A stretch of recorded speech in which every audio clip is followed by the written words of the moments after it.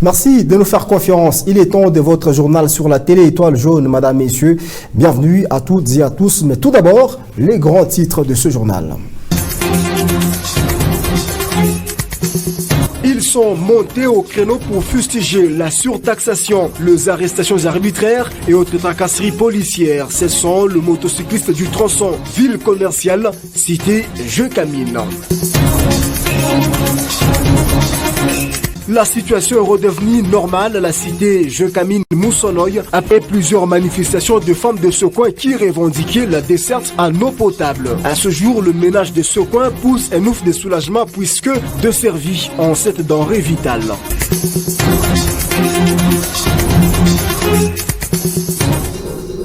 Madame, Messieurs, nous venons de les dire au sommaire à ce journal. Le motocycliste opérant sur les tronçons ville commerciale cité Jeukamine ont manifesté leur ras-le-bol ce mardi. Ce dernier disent être victimes de la surtaxation, les arrestations arbitraires et autres tracasseries policières. Je vous pose cet élément de reportage qui porte la signature de Ben Moulanda. Tous en colère, personne ne veut écouter l'autre. Les coups de klaxon et l'expression de leur angoisse. Ils ont accepté de sécher les boulots. Ils sont les motocyclistes œuvrant sur les tronçons ville et cité Jeukamine Kolwezi. Les arrestations arbitraires et la multiplicité des taxes sont là. La pomme des discordes entre les services qui sont sur leur chemin et ces motocyclistes. Ils peuvent l'éprouver à un temps montant.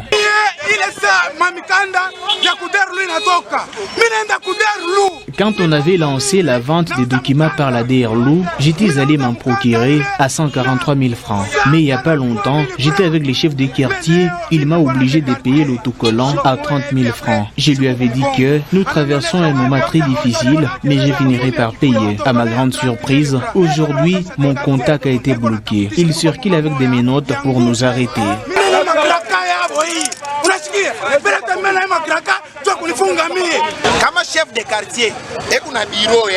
Les chefs de quartier n'ont pas les pouvoirs de nous arrêter, qu'ils continuent seulement à superviser les travaux communautaires. Dans ces mêmes arrêts, nous avons les agents de la PSR, SEMCO, tous ils sont en notre traque.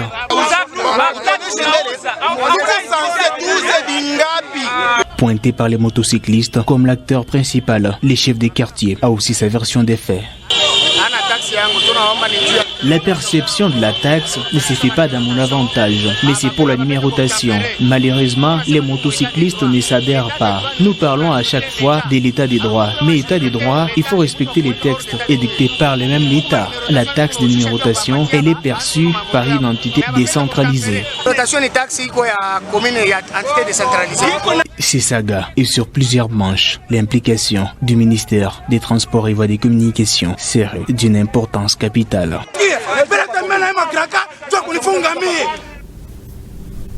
Du transport, nous allons parler infrastructure, cette fois-ci dans ce journal. Lancé depuis le mois de janvier dernier, les travaux de construction en terre battue de l'avenue à Kazembe dans sa partie qui est située au village Lupundu. Ces travaux atteignent presque leur phase finale. Les engins sont de nouveau sur la route afin de mettre la dernière touche. Regardez. La route ne sera pas macadamisée. Elle sera en terre battue, mais avec une seule couche en latérite.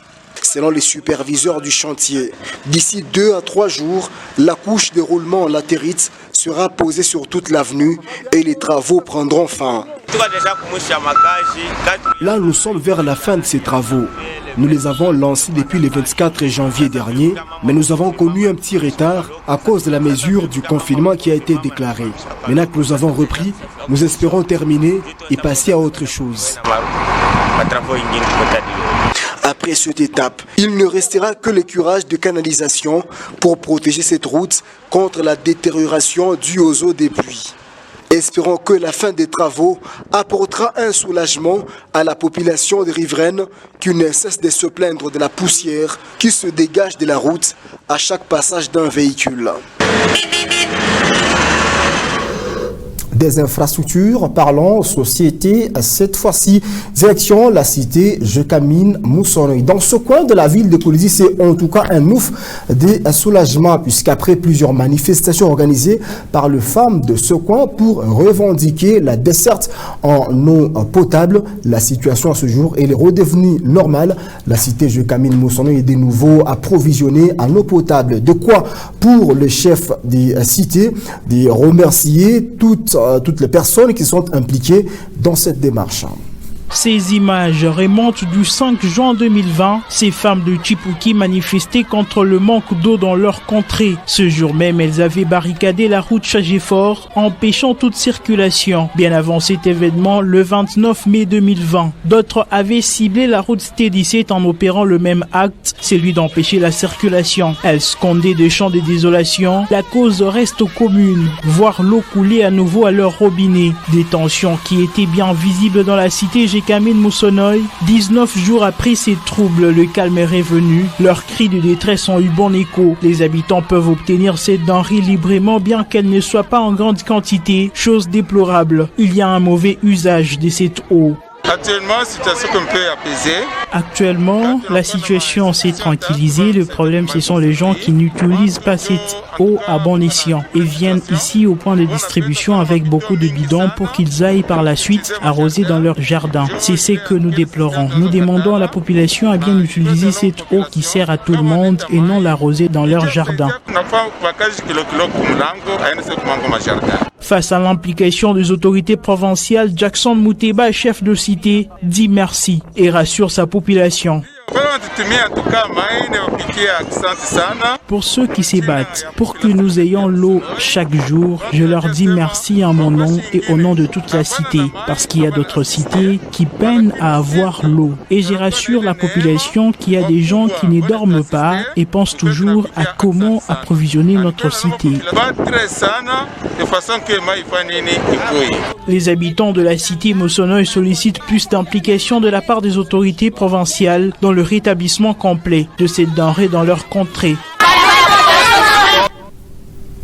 En environnement, madame, messieurs, il vous souviendra que ça fait un long moment que le gouvernement national de la République démocratique du Congo avait pris la mesure portant interdiction de l'utilisation des sachets à plastique non biodégradables. Dans la province du Lualaba, un an plus tard, la prise de cette mesure, quelles en sont les retombées dans la population? Tentative de réponse avec Grasso Leko. Il suffit de faire un tour dans le marché central de la cité Manika pour constater l'usage par certains vendeurs de sachets en plastique, tandis que d'autres, moins nombreux, ont opté pour d'autres alternatives. Le sachet en plastique biodégradable.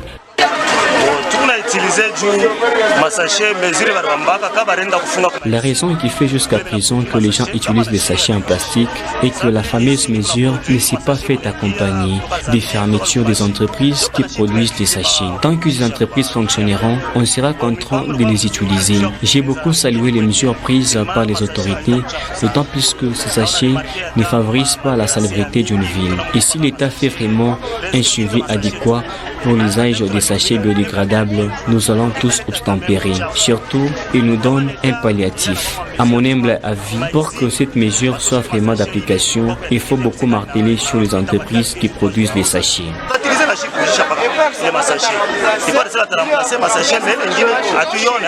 L'entrée en vigueur de la loi portant sur l'interdiction de la fabrication, de l'importation, de l'exportation, de la commercialisation et de l'utilisation des sachets en plastique non biodégradables date de plus d'une année, mais le Lualabé jusqu'à aujourd'hui peine toujours à abandonner les sachets en plastique. En effet, ils résistent encore sur le marché. Il y a un problème de la tête. Il y a un problème de culture, il y a un problème d'éducation. Les Congolais, ils étaient habitués au fouet. Nous avons déjà parlé maintes fois que nous devons protéger notre environnement et avec des sachets de plastique. Nous sommes en train de tout faire pour que cette population comprenne les conséquences que présentent les plastiques sur le sol ou les sous-sols. Et sur notre santé même. En tant que ministre de l'Environnement, Les pourparlers ou les stratégies sont en train d'être mises en place avec la direction de l'assainissement. On doit voir qu'est-ce que nous allons mettre en place comme stratégie pour garder notre ville propre. Parce qu'il y a des décisions en amont et aussi en aval. Pendant ce temps, les entreprises qui produisent les sachets en plastique fonctionnent comme si de rien n'était. Selon les études scientifiques, un sachet en plastique peut rester dans la nature des 100 à 400 ans avant de se dégrader. Ces produits sont fabriqués à partir des substances très nocives et provenant essentiellement des hydrocarbures et des produits qui peuvent être dangereux pour la santé humaine lorsqu'ils sont en contact continu avec les aliments. République démocratique du Congo, 30 juin 2020 n'est qu'une question de quelques jours seulement. Eh bien, cette année, la RDC va devoir célébrer son 60e anniversaire d'accession à la souveraineté tant nationale qu'internationale. Dans la province du Lualaba, en marge, bien entendu, de cette célébration, le gouverneur des provinces appelle tous gouvernés à bannir la haine et autres antivaleurs, mais à pouvoir plutôt cultiver les valeurs telles les valeurs démocratiques, mais aussi la paix et l'amour. Richard Mouyej-Manguez-Mons dans cet extrait choisi par Ben Moland et Sarah Katebe. Lualabés et Lualabés, chers compatriotes, je me fais donc le devoir de vous rassurer que tout est mis en œuvre pour préserver la paix, la sécurité et la convivialité sur toute l'étendue de la province du Lualaba. Sur le plan politique, nous nous félicitons du calme, du respect de l'autorité de l'État et de l'observance des mesures édictées par l'ordonnance du président de la République décrétant l'état d'urgence sanitaire. Nous souhaitons vivement que cet état d'esprit perdure et que nos compatriotes ne puissent se laisser influencer ni impressionner par des déclarations irresponsables tendant à inciter au mépris de l'autre, à la haine et aux velléités des divisions tribalo-claniques. Nous sommes un même peuple. Et en ce moment où nous nous préparons à célébrer dans le contexte de la pandémie le 60e anniversaire de l'indépendance, nous devrions nous sentir davantage rapprochés par le sang de nos héros et autres martyrs de l'indépendance. Au Lualaba, nous disons non à toute forme de distraction tendant à dégrader nos valeurs et à retarder davantage notre développement. Il nous faut nous concentrer sur le travail afin de soutenir l'élan progressif de l'épanouissement de nos communautés. Célébration toujours à l'occasion de la journée internationale de la musique célébrée chaque 21 juin de l'année, date qui est tombée cette année un certain dimanche. Les artistes musiciens, membres de l'Union nationale des musiciens du Lualaba, ont consacré cette célébration à la sensibilisation de la population sur la lutte contre la propagation des Covid-19, activité qui a eu lieu ce mardi dans la ville de Kolwezi. Passons cette journée dans la sensibilisation contre la pandémie. Cette adresse du patron de la culture et art a eu bon écho. L'Union nationale des musiciens du Lualaba a procédé à une série de sensibilisations de la population sur la lutte contre la pandémie à Covid-19. Comme première cible, les villages phénomènes, l'un des cadres qui reçoit plusieurs artistes musiciens et danseurs. Ensuite, la délégation des Lumil, conduite par Junior Butondo les Ambiants, s'est rendue au quartier Kabila où ils ont doté plus d'une centaine de masques aux handicapés moteurs qui, à leur tour, ont exprimé leur gratitude aux artistes musiciens évoluant au son de la dite structure. Tunampigia asante sana, tunampigia Papa Butondo merci juu hatuka natukumbuka hako leo na yeshi kukumbuka juu ya pati yako hii makashine ipate kusaidia ba person vivant avec handicap. Hatuka tunapika merci sana na mjichoke kutenda tena mukarudilie potera siku nyingi tusaidie parce que tuna difficulté ya nguvu. Junior Butondo et sa suite se sont rendus au marché central des Manika, puis dans différents studios d'enregistrement. Les salons de coiffure n'ont pas été oubliés. Une façon pour eux de célébrer la journée internationale de la fête de la musique. suite à la fête de la musique. Vous voulez célébrer chaque le 21. Nous avons effectué cette action aussi en rapport avec la journée mondiale de la fête de la musique. C'est vrai qu'on n'avait pas de production et autres, c'est pourquoi nous avons songé à doter des cache-nez, une façon pour nous de sensibiliser. C'est pourquoi nous demandons aux artistes musiciens de prendre aussi conscience durant cette période, de chanter des chansons qui pourront aussi permettre à la population de comprendre comment lutter contre la pandémie à Covid-19 et aussi qui pourra aussi attirer l'attention des autorités.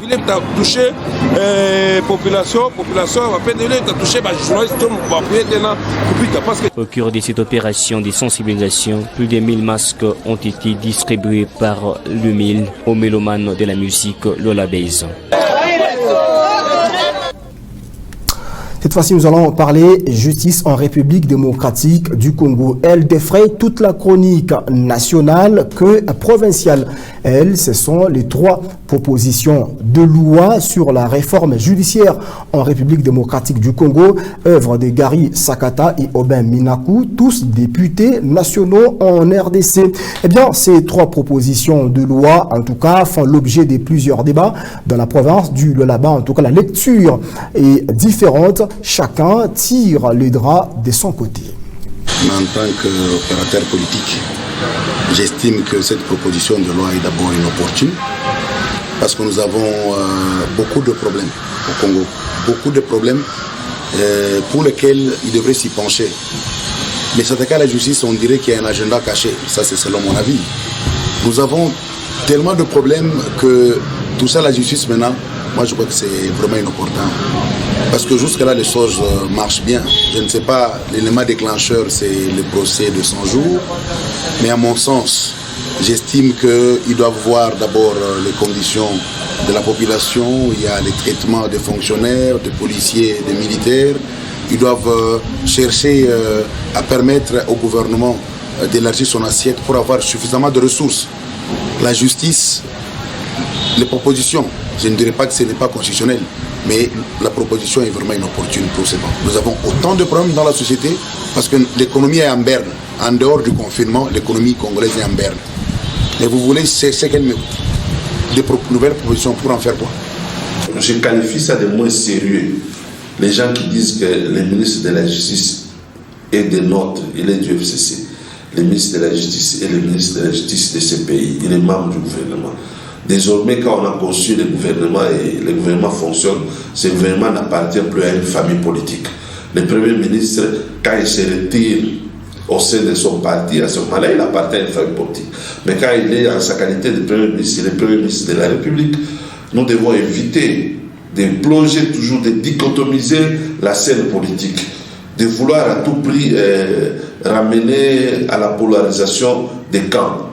Le FCC et les CACH constituent aujourd'hui une coalition au pouvoir. C'est une coalition au pouvoir. Le bilan du FCC, c'est le bilan du CACH aujourd'hui. Alors je ne vois pas pourquoi on doit chercher à distinguer, à bipolariser la situation. Moi personnellement, je pense que le FCC n'a rien à craindre de la justice congolaise. Sauf qu'il y a des gens qui veulent instrumentaliser la justice, qui veulent utiliser la justice comme bras séculier pour régler les comptes, pour se venger. C'est ce qui explique parfois la suractivité au niveau judiciaire aujourd'hui, parce qu'il y a des gens qui ont des soucis. Laissons la justice faire son travail, la justice est là pour tous. Et sur ce même sujet, ce parti en illustration, ce mardi, la police nationale congolaise a dispersé à coups de gaz lacrymogène une centaine de militants de l'UDPS qui se sont regroupés aux alentours du palais du peuple. 5 jeeps de la PNC ont été déployés et une barricade installée pour stopper le manifestant. Il faut souligner qu'à la veille, l'UDPS avait demandé au Front commun pour le Congo de retirer ces 3 propositions de loi sur la réforme judiciaire en République démocratique du Congo. Madame, Messieurs, par là s'achève ce journal, mais bien avant de nous quitter, nous allons devoir nous en rappeler les principaux titres pour ceux qui nous ont pris en cours des diffusions. sont montés au créneau pour fustiger la surtaxation, les arrestations arbitraires et autres tracasseries policières. Ce sont le motocycliste du tronçon ville commerciale, cité Jeukamine. La situation est redevenue normale à la cité Jeukamine Moussonoy après plusieurs manifestations de femmes de ce coin qui revendiquaient la desserte en eau potable. À ce jour, le ménage de ce coin pousse un ouf de soulagement puisque de servis en cette denrée vitale. C'était pour nous un plaisir de vous informer, madame, messieurs. Merci à vous de nous avoir suivis. N'oubliez pas, coronavirus existe. Protégeons-nous, protégeons aussi notre entourage.